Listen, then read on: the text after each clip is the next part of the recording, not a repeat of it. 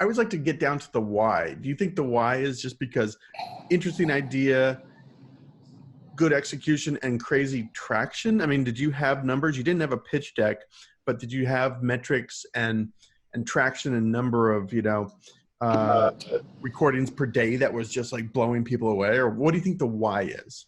Yeah, I mean, I think it's everything that you said, right? Obviously, in consumer, like there's just the opportunity. There's the opportunity to go viral in a way that you can in B2B SaaS, right? Like, Yeah.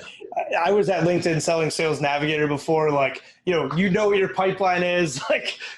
You don't just have a quarter where you or a month where you grow 146% in revenue, like month over month, like out of nowhere. Where in consumer, that can just happen, right? You get the right talent to join, or Ellen DeGeneres starts tweeting about it every day, and like suddenly those things can just go quicker.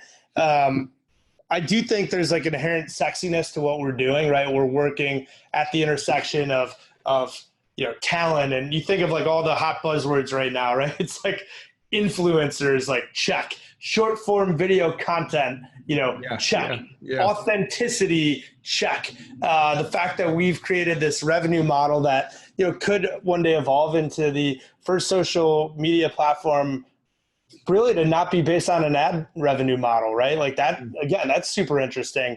Marketplaces are always real, like they're it's hard to manufacture, but marketplaces have natural network effects. And you think of all the viral loops that we have, our supply in our marketplace can beget its own demand, right?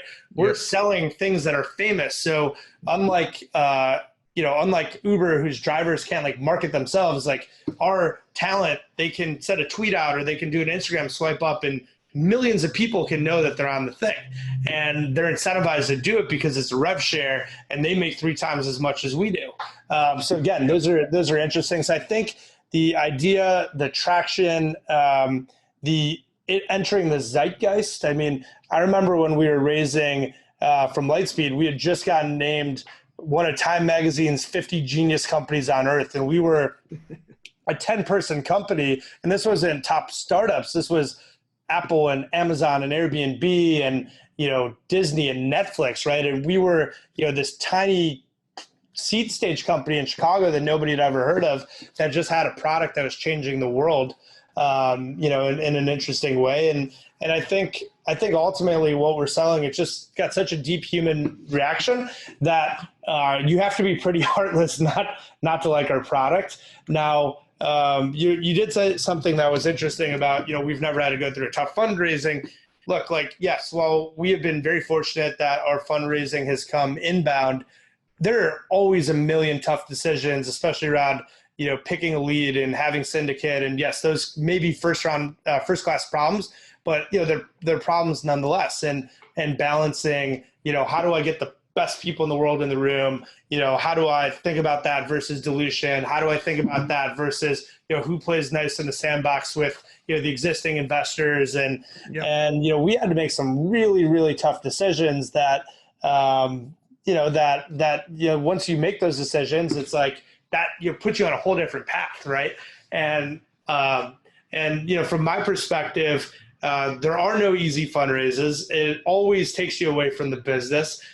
Even our inbound, easiest Series B probably ever processed, like still took me away from the business for 90 days. And even in a diligence process that, where everyone wants to get the deal done, like, you're still like, pulling together documents that you can't find. And, it's always hectic, right? So, but the one advice I'll always give to founders is it is a hell of a lot easier to raise money when you don't need it.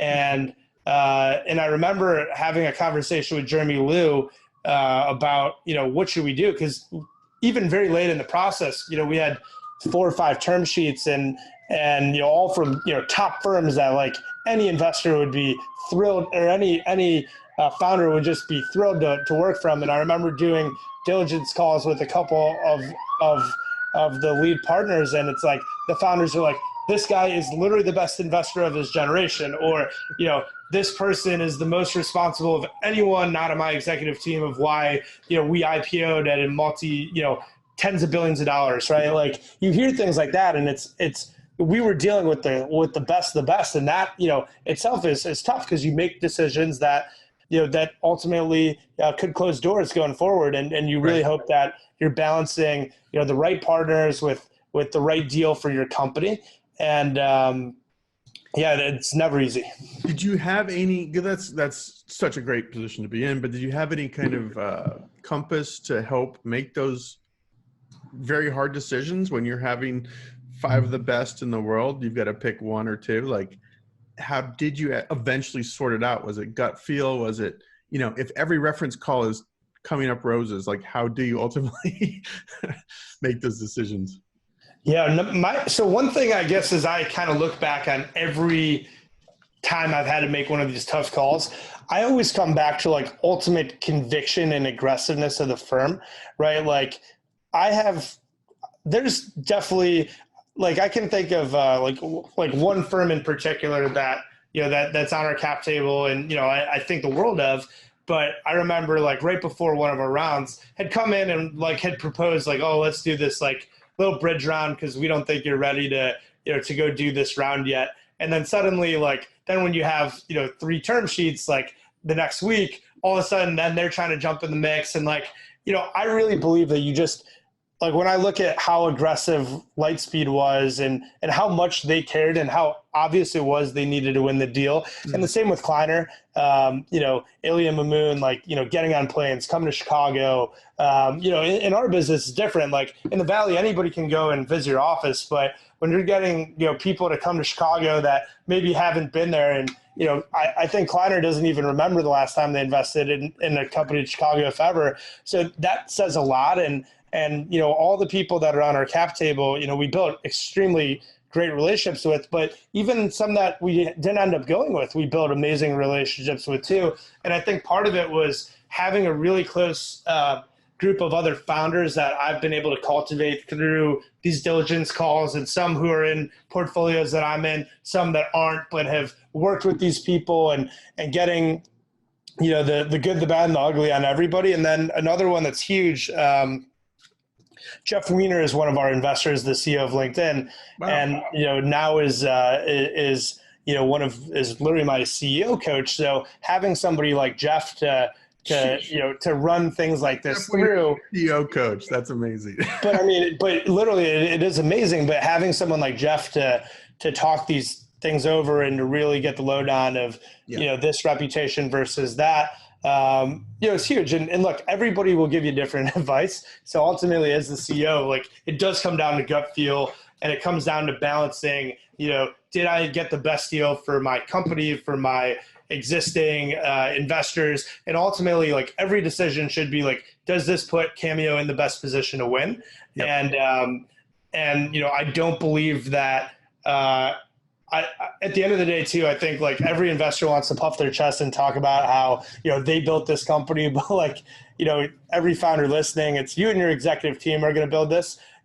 At best, you can hope that you have VCs on the board that can be huge cheerleaders of your business, can be helping you recruit key hires, yep. Get on the phone, open pipeline, help you, maybe some BD things here and there, but like, ultimately you're building it yourself. So, I really believe that, especially when you get to that top caliber, like, everybody's amazing, right? Like, everybody's got great reputations. That's why they're called tier ones, or that's why they're the same partners that everybody wants to work with. But you have to find one that you have great personal chemistry with. And especially in this last round, Ilya Fushman and Devin, my co-founder, just really, really bonded. Mm-hmm. And I'd been wanting to find Devin a product type mentor that, could be someone to take him to the next level. And Ilya, we found that.